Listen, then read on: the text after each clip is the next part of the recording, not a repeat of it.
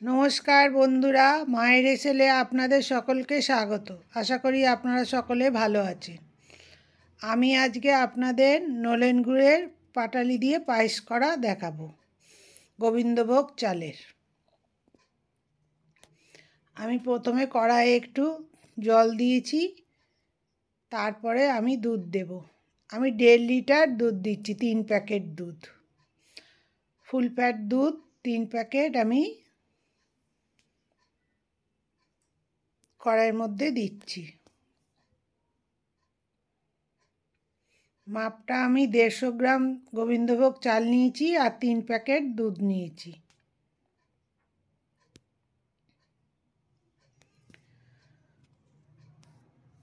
দুধটা আগে আমি ভালো করে জাল দিয়ে নেব, ফুটে উঠলে তবে আমি চালটা দেব।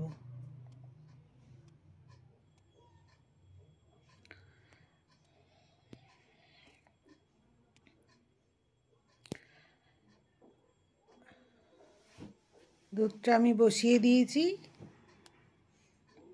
গ্যাসটা জোরে করেই বসিয়েছি, প্রথমে যাতে দুধটা ফুটে যায় তাড়াতাড়ি, তার জন্যে।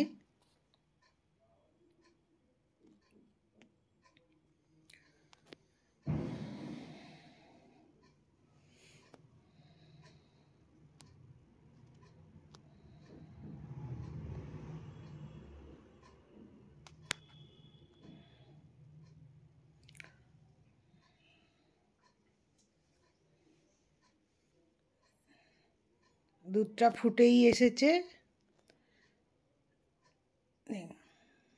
দুধটা ফুটে গেলে তারপরে চালটা দিতে হবে।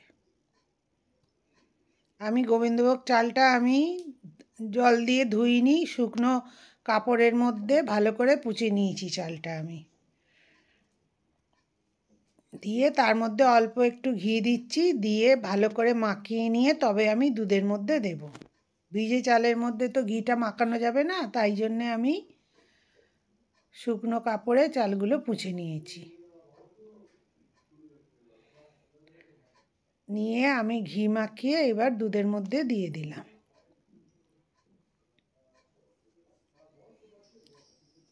এবার দুধের মধ্যেই এটা সেদ্ধ হবে।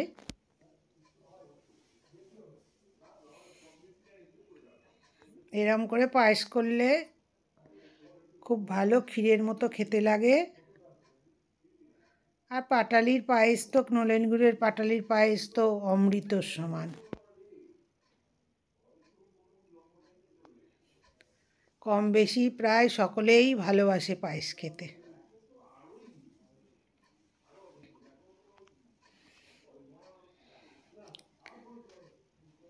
দেখুন,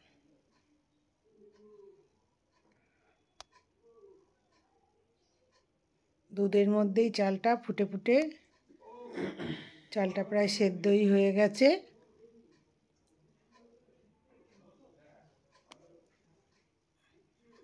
দেখুন, একদম নরম হয়ে গেছে চালটা।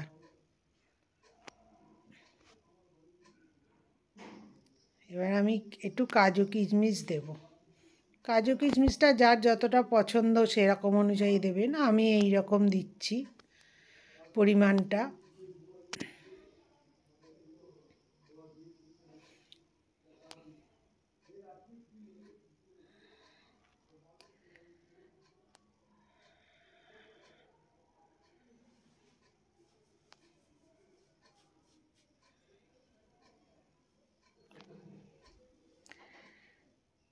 কাজু কিশমিশ দেওয়া হয়ে গেছে, পায়েসও প্রায় হয়েই এসেছে, আর একটু হলেই হয়ে যাবে। আমি 100 গ্রাম চিনি দিচ্ছি প্রথমে।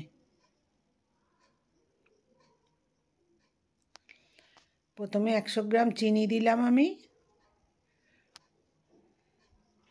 তারপরে আমি পাটালি গুড়টা দেব, নলেন গুড়টা। আমি চিনি দিয়ে ফুটিয়ে নেব, নিয়ে একটু গ্যাসটা অফ করে দিয়েছি, দিয়ে গুড়টা মেশাচ্ছি, কেন অনেক সময় আছে গুড় দিলে দুধটা কেটে যায়, তাই জন্যে একটু নিভিয়ে দিয়েছি। দিয়ে আমি গুড়টা মিশিয়ে নিয়ে আবার জেলে দেব।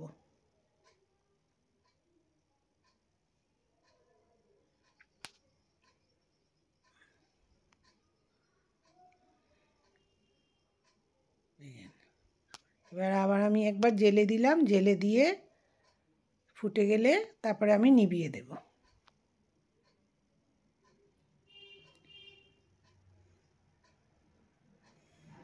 দেখুন পায়েসটা কত সুন্দর দেখতে হয়েছে।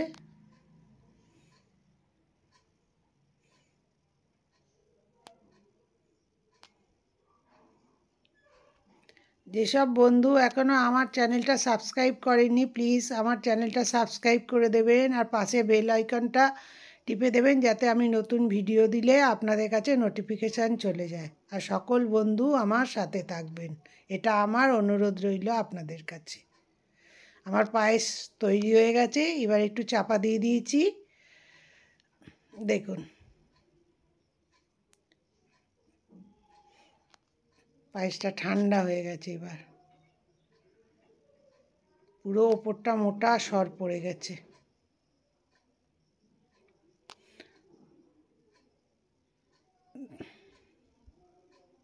পায়েসটা যদি কেউ আর একটু পাতলা খেতে চান তাহলে আর একটু দুধের পরিমাণটা দিতে হবে, তবে আমাদের বাড়িতে এই রকমই পছন্দ করে, তাই জন্যে আমি এই রকম করে করেছি। আমি যেরকম করে করলাম একদিন এরকম করেও করে খেয়ে দেখবেন, কত সুন্দর খেতে লাগে। আর ভালো লাগলে আমাকে কমেন্ট করে জানাবেন আপনাদের কেমন লাগলো।